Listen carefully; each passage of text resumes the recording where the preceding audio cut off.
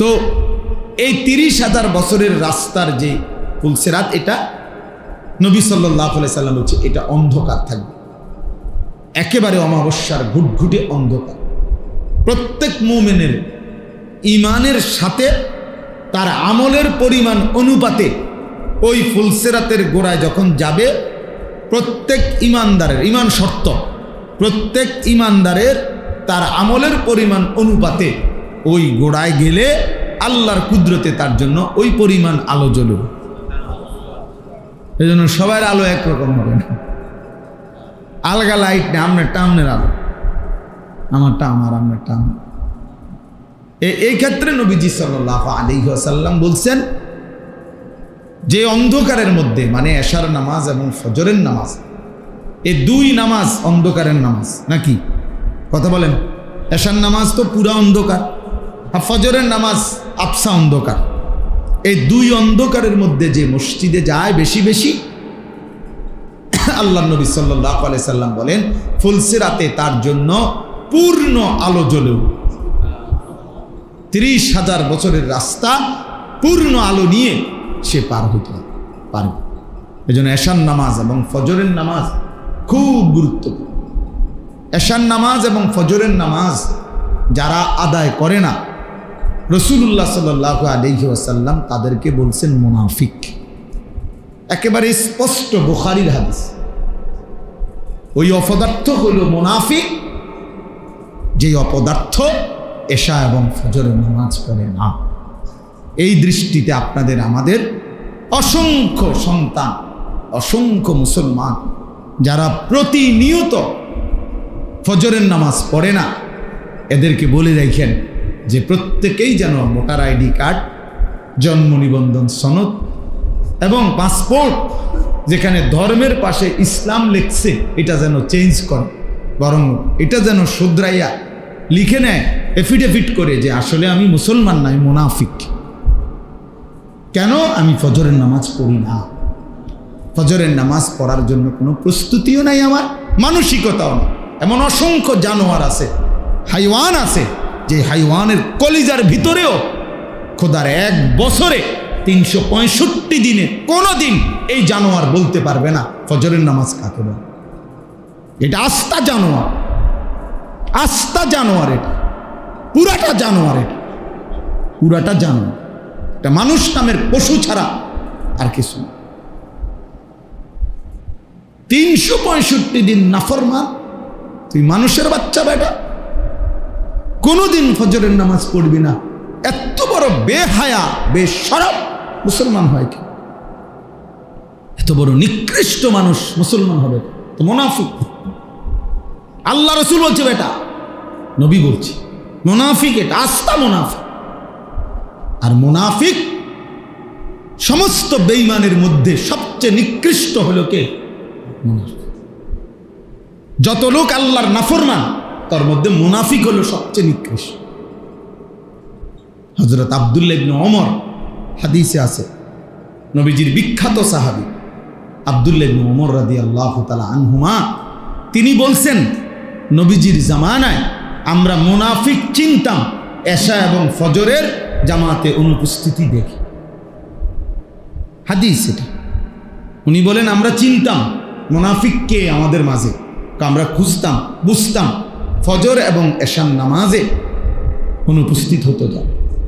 এই জন্য হযরত আব্দুল্লাহ ইবনে মাসউদ বলে যে রাসূলের জামানায়, সাহাবাদের জামানায় লজ্জায়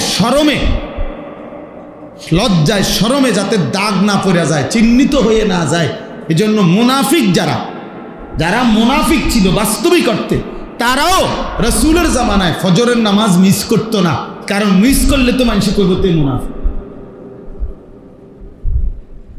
অথচ সে বাস্তবিকে কি? মুনাফিক। কিন্তু মানুষ যাতে তারে না চিনে, না বুঝে, এই জন্য কি করত?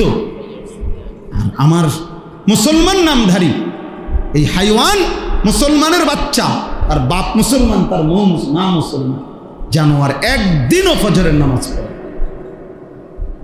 বাপ হয়েও বেটকা হে বেটা বইয়া বইয়া বিড়ি গায়, চা দোয়ানে গপ মারে, আল্লাহর রহমতে আমনের দোয়ায় জিভুত একটা লাইন হয়েছে, কিতা লাইন হয়েছে টিয়া ফাড়া, বিদেশ লাইন হয়েছে, টিয়া পাঠাইলে বুঝি লাইন হয়, হ্যাঁ বিদেশ গেলেই বুঝি জিফুট লাইন হয়ে গেছে, এটা বুঝি কত হইল। আর আর আমরা যারা দেশে আছি আমরা চিড়িয়া খাই বলবো, এটা বুঝি কথা হইল। বিদেশ যাওয়া নিষেধ না, এটা গুনাহ, এটাও বলি না, কিন্তু এটা বুঝি এটা কথা হইল যে আল্লাহর রহমতে তারা 3 জন এখন একটা লাইনে পড়ছে, কি টেহা রোজগার করে, টাকা রোজগার করে, এবারে খুশি, মানুষের তে গপ মারে, চা দোকানে বয়ে বই, হ্যাঁ লম্বা লম্বা কথা কয়, লম্বা লম্বা, ভালো খাইতে পারতেছে, শেষ বয়স, আপেল খায়, মালটা খায়, চা খায়, বম খায়, গপ মারে, আর কি বাজার হইতেছে, খাইতে আছে, ফুতে টেয়া ফাটাইতে আছে, হালাল হারাম এত কিছু তো অনেক সময় আছে না, হালাল না হারাম সেটার দরকার কি?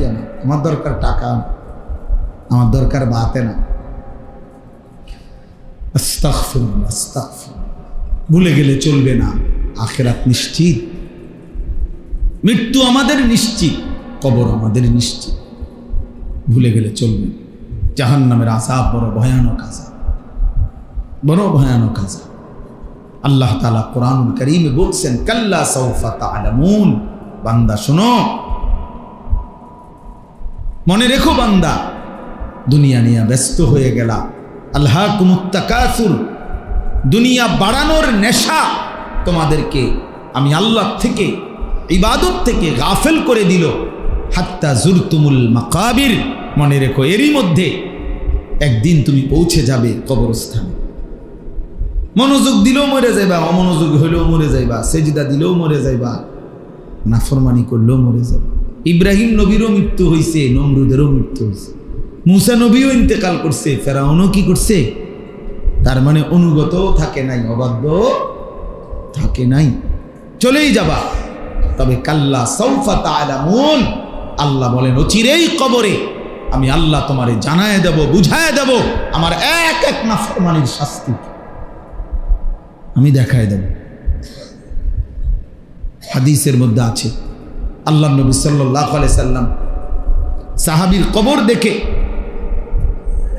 খালি কবর, একদিন এক সাহাবীর জানাজা পড়তে গিয়ে, জানাজার আগে নবীজি তার খালি কবরটা অনেকক্ষণ তাকাইয়া খুব কাঁদছে, খালি কবরের দিকে তাকাইয়া। তো সাহাবীরা বলেন আমরাও নবীজির সাথে খুব কাঁদলাম।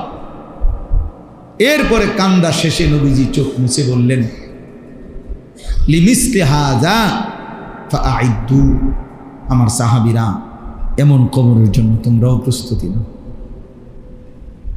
তোমরাও প্রস্তুতি নাও, আইদ্দু, রেডি হও সাহাবারা, এই নিশ্চিত এই কবর কাছে তোমার পৌঁছানোই হবে, পৌঁছানোই হবে। জলজ্জান্ত মানুষ, হাসি খুশি মানুষটা পলকের মধ্যে নিস্তব্ধ হয়ে যায়, কি আশ্চর্য বিষয়। আমার মামি কিছুদিন আগে মারা গেছে, আমি মামির বড় মামি আমার জানাজা পড়তে গেছে, তখন আমার মনে পড়ছে, হায় মামি, আপনি আমার ছোটবেলায় ছাত্র জীবনে আমি খুব সিমের বিচি খাইতে পছন্দ করতাম, সিমের দানা। আমার মামি তরকারি রাঁধলে, সিমের তরকারি রাঁধলে সিম এগুলো আলাদা নিয়ে বাটিতে আবার একটা একটা করে দানা খুলতো, খুললা দানাগুলো খুইলা আমার একসাথে মুঠ করে, কত সময় মামি আমার এই সিমের দানা দিছে, খাইতাম। তো সেই মানুষটা যাকে আমি চোখে দেখলাম এতদিন এতবার, সেই তিনি কবরে চলে গেছে, কবরে চলে গেছে। কি ব্যস্ততম জিন্দিগি ছিল, বড় সংসার ছিল, সব ছেড়ে চলে গেছে। এমনই তো, তাহলে মৃত্যু আমাদের জন্য নিশ্চিত যে আমাদেরকে থামায় দেবে। এই হাসি, এই কান্না, আনন্দ, বেদনা, দুঃখ, পেরেশানি, এই ছেলেরা তোমাদের জওয়ানি থামায় দিবে মৃত্যু। তোমরা জানো না কে দেখে তোমাগরে, তোমাগরে সমস্ত চুলের ফ্যাশন, কোনো ইবলিস ছাড়া, শয়তান ছাড়া কেউ দেখে। অনেক ছেলে আসছো, গায়ের মধ্যে বোঝা যায় গেঞ্জি, গায়ে খেলোয়াড়ের গেঞ্জি, ক্রিকেটের গেঞ্জি, সদর বদর আর কি গায়ে দাও, কি পড়ো, কি মুসলমান, কি মা বাপ, কিচ্ছুর খবর না। মুসলমানের আখলাক জিজ্ঞাসা করেন, নামাজ পড়ছে কয়জন? এশার নামাজও পড়ে নাই, মাগরিবের নামাজও পড়ে নাই। এই নির্লজ্জ বেহায়া, এত বড় বেশরম কেমনে মসজিদে বলল? তাহলে জিজ্ঞাসা করে যে তোর কলিজার মধ্যে একটা ভয় লাগলো না? আল্লাহর ঘরে কেমনে বসলি নাফরমান, সেজদা ছাড়া? তোর মা তোরে কোনোদিন নামাজের সবক দেয় নাই? বাবা তোমারে কোনোদিন নামাজের সবক দেয় নাই? এক মা বাপ সন্তানকে লালন পালন করছে, এই ছোটবেলায় এত আদর সোহাগ দিয়া বাচ্চাকে বড় করছে এক মা বাপ। 14 বছর 16 বছর বয়সে এই মা বাবা এই আশাই বড় করছে যে বয়ে বয়ে মোবাইল টিপবা, নারী দেখবা, ছবি দেখ। হায় হায় জানোয়ার, এই জন্য তোর মা তোরে দুধ খাওয়ায় না। তুই মায়ের দুধের কলঙ্ক, মায়ের রক্তের কলঙ্ক। তুমি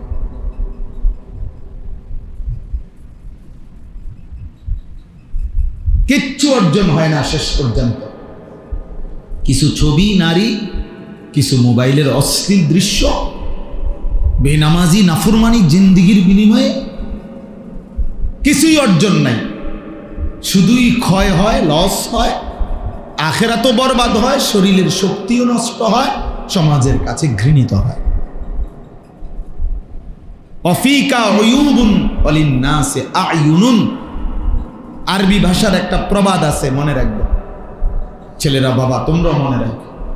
আরবিতে বলে যে তোমার মাঝে দোষ আছে, মানুষেরও চোখ আছে। তোমারও কি আছে? মানুষেরও কি আছে? তোমারও দোষ আছে, মানুষেরও চোখ আছে। অর্থাৎ মানুষ প্রত্যেকের ব্যাপারে একটা জিনিস মনে রাখবে, সামনে কিংবা পিছনে প্রত্যেককে তার কর্মের ভিত্তিতেই মূল্যায়ন করে। সামনে বলতে পারুক বা না পারুক, পিছনে হইল আপনার কর্ম যেটা, আপনার মূল্যায়ন হবে না, আপনি ওইটাই। আমনের সুদখোর, আমনের মানুষে কইব মাশাআল্লাহ জোনায়েদ বাগদা দিয়ে নাও, আয় মানুষে চিড়া খায় আর আমনে ভাত খান। কথা বলেন না কেন? বাটফাররে বুঝি মানুষে কইব বেটা জোনায়েদ বাগদা দিয়ে, হ্যাঁ মানুষে বেউকুফ। হ্যাঁ, সেজদাওয়ালাকেও মানুষ চিনতে ভুল করে না, হারামখোর বাটফারকেও মানুষ চিনতে ভুল করে না। মানুষ রাতকে রাতই বলে, দিনকে দিনই বলে, আলোকে আলোই বলে, অন্ধকারকে কি বলে? অন্ধকারই বলে। এজন্য হারামখোর, পাপী, নাফরমান, তোরে বেটা চরিত্রহীন ছেলে তোমরা যারা এ নারী দেখো, ছবি দেখো, মোবাইলে অশ্লীল দৃশ্য দেখো, এক ওয়াক্ত সেজদা দাও না, তোরে মানুষ বেটা কোনোদিনও সম্মানের চোখে দেখে না, তোরে হাইওয়ান জানোয়ারের এক আইটেম ছাড়া আর কিচ্ছু মনে করে না। হ্যাঁ, চলতে থাকো, যদি মনে করো জানোয়ারের পরিচয় নিয়েই, জানোয়ারের বৈশিষ্ট্য নিয়েই আমি সন্তুষ্ট, তো ঠিক আছে, চলো ভাইয়া চলো, অসুবিধা কি? ফাসাউফা তারা ইদিন কাশাফাল গুবার, খুব দ্রুতই দেখতে পাইবেন, অচিরেই দেখবে, অচিরেই ফয়সালা হয়ে যাবে।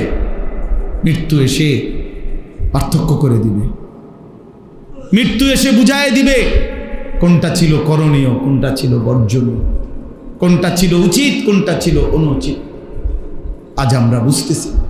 এজন্য দোস্ত আমার, বাবা আমার, দয়া করে মেহেরবানি করে ভাবতে শিখেন, ভাবতে শিখেন।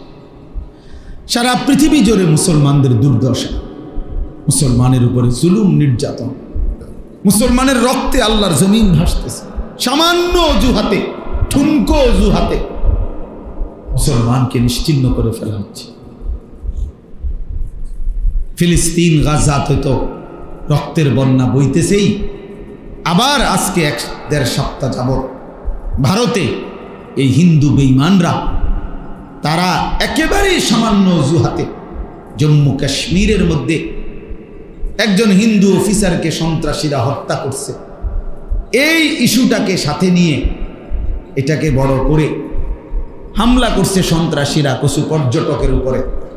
সেটা তো নির্দিষ্ট বিচার হবে, সন্ত্রাসীকে ধরা হবে, অপরাধীকে ধরা হবে, কিন্তু এই অপরাধীকে ধরার কোনো নাম গন্ধ নাই।